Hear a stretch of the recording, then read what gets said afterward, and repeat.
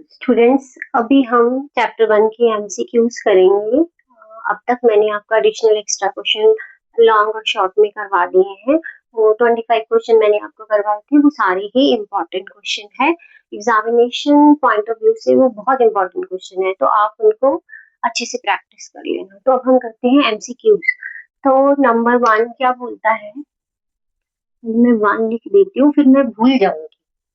If A and B are two co-prime numbers, अगर A और B दो co-prime numbers हैं, मैं हमेशा ही बोलती हूँ क्वेश्चन को ध्यान से पढ़ो, बार बार यही बोलती हूँ बेटा, ध्यान से पढ़ो, ट्रांसलेट करो। सोल्यूशन स्टार्ट करने से पहले 2 से 3 बार उसे पढ़ो, थोड़ा थोड़ा करके ट्रांसलेट करो, देखो क्या दिया हुआ है, क्या निकालना है, बोल क्या रहा है क्वेश्चन कि ए और बी दो को प्राइम नंबर्स हैं। तो को प्राइम नंबर तुम्हारे दिमाग में आना चाहिए ऐसे नंबर जिनमें 1 ही कॉमन फैक्टर होता है और कुछ नहीं होता है। ठीक है, तो आपका बोला then A cube and B cube, अगर उनका क्यूब कर दो या क्यूब कर दो, स्क्वायर कर दो, कुछ भी कर दो, ठीक है, किसी पे भी क्वेश्चन आ सकता है। एक्सप्लेनेशन एक जैसा ही रहेगा इसमें, वो को प्राइम ही रहेंगे या वो को प्राइम नहीं होंगे या इवन होंगे या ऑड होंगे। तो हमने बेटा ले लिया, छोटे छोटे नंबर से स्टार्ट कर देते हैं। हमने ए को क्या ले लिया, 2 ले लिया, बी को क्या ले लिया, 3। 2 3 की सम सॉल्व करके देख लेते हैं। ठीक है, तो ए क्यूब किया मैंने, तो A cube means 2 raise to power 3, it will be 8। Got it. अब मैंने किया बी क्यूब, 3 क्यूब लिया, तो मैंने क्या, आंसर क्या आ गया, 27। बोथ आर को प्राइम, क्योंकि 8 के फैक्टर्स क्या, 1 2 4 एंड 8, और 27 की क्या है, सॉरी 1 3 9 एंड 27। देखो, देखो ये है कंपोजिट नंबर है, ऐसा नहीं है कि प्राइम नंबर ही को प्राइम नंबर होते हैं। कंपोजिट नंबर्स भी आपके क्या बन जाते हैं, को प्राइम। लिए हमने प्राइम नंबर्स थे, ठीक है, ये प्राइम नंबर्स को 2 को उठाया था हमने तो क्योंकि ये को प्राइम भी है, नॉट इट, तो कंपोजिट नंबर भी ऐसे उठा सकते हो जो आपके को प्राइम है। तो मैंने बोला छोटे छोटे नंबर्स हम ले रहे हैं, तो जब हम क्यूब किया तो वो क्या बन गए, कंपोजिट नंबर्स बन गए। ठीक है, तो अब आप क्या देख रहे हो, इनमें कॉमन क्या है, सिर्फ तो सिर्फ 1 है। तो मतलब अगर हम उनका क्यूब भी करते हैं तब भी वो क्या रहेंगे, को प्राइम ही रहेंगे। ठीक है, तो अब सपोज मैंने ए को क्या ले लिया, मैं छोटे नंबर ही उठा रही हूँ बच्चा, ए को मैंने 5 ले लिया और बी को मैंने अब ले लिया 3। Got it. तो मैं ए का क्यूब ले रही हूँ, 5 क्यूब आ गया, 125 आ गया। बी 3 मीन 3 क्यूब, ये 27 आ गया। जब आप इसके फैक्टर्स लिखोगे 125 के भी और 27 के भी, तो इनमें 1 ही कॉमन फैक्टर होगा और कुछ नहीं होगा। तो मीन्स आप अगर उनका क्यूब भी करते हो तो भी क्या रहेगा, वो को prime. So your answer is a part, को प्राइम। मैं हमेशा ही स्टूडेंट्स को बोलती हूँ कि बच्चे बड़े खुश होते हैं एमसीक्यूज को लेकर, अरे यार एमसीक्यू आ गए, मजा ही आ गया, अब तो टिक ही करना है। मैं हमेशा ही बोलती हूँ भाई, अक्कड़ बक्कड़ बम्बे वो नहीं करना है, ना ही जय माता दी करना है। ठीक है, तो आपको उसको सॉल्व करना है। माता रानी भी क्या बोलती है, भाई मेहनत करो, मेहनत करोगे तभी कुछ मिलेगा। ठीक है, जय माता दी करो बट मेहनत करो, तब करो। ठीक है, मेहनत करो, इन पर भी मेहनत करो भाई, सॉल्व करो, उसके बाद आंसर निकालो। ठीक है, मतलब सीधा आंखें बंद करके, अरे अब ए किया बी कर देते हैं, सी कर देते हैं, ऐसा नहीं करना, सॉल्व करना है। क्योंकि कई बार कुछ क्वेश्चन एमसीक्यूज में आप करते हो तो कई बार वो 2 या 3 नंबर में भी पूछ लेते हैं, तो हर एक एमसीक्यूज को सॉल्व करके प्रैक्टिस करो।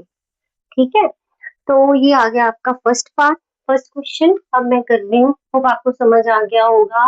अगर दो को प्राइम नंबर है, उनका क्यूब भी ऑब्वियसली क्या होगा, को प्राइम होगा। अब हम आते हैं सेकंड पे।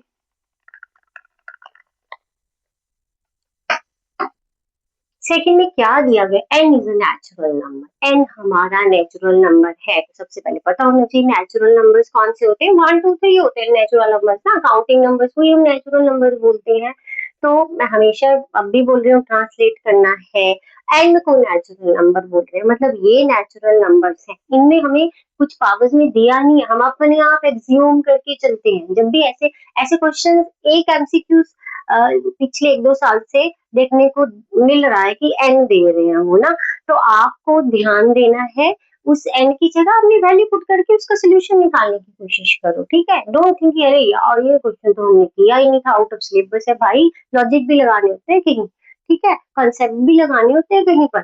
तो आपको बोला गया अगर एन नेचुरल नंबर है तो ये जो दिया गया 2 और ब्रैकेट में 5 raise to power n plus 6 raise to power n always ends with मतलब जब आप इसका आंसर निकालोगे, n की जगह पहले 1 दे दो, फिर 2 दे दो, ठीक है, आंसर निकाल के देखो। ऑलवेज एंड्स विद का मतलब क्या है कि वन प्लेस पे कौन सा डिजिट आएगा, इसका मतलब ये है। ट्रांसलेट करना क्वेश्चन को, फिर स्टार्ट करना।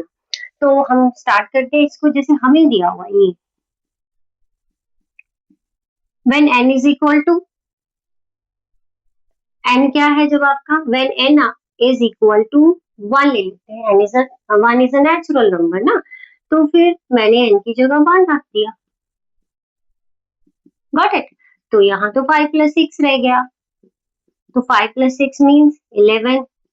22 किससे एंड कर रहा है, 2 से, हमारा एंड विद डिजिट 2, मतलब वंस प्लेस पे 2 आ रहा है। एक और लेके देख लो, छोटे छोटे नंबर से ही ट्राई करना, क्योंकि फिर मल्टीप्लीकेशन आपकी लंबी हो जाती है और टाइम बहुत ज्यादा लगता है।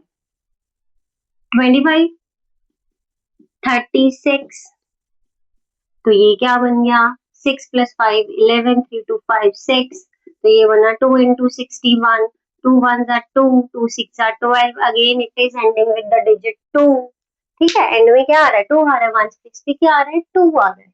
तो which option is the right option, D, D is equal to 2, ये आपका सही ऑप्शन है। होप आपको समझ में आया होगा। बार बार बोलती हूँ, अगर कोई भी आपको लगता है मुझे समझ नहीं आ रहा है तो आप कमेंट बॉक्स में कमेंट कर सकते हो, पूछ सकते हो। अब हम करते हैं थर्ड क्वेश्चन।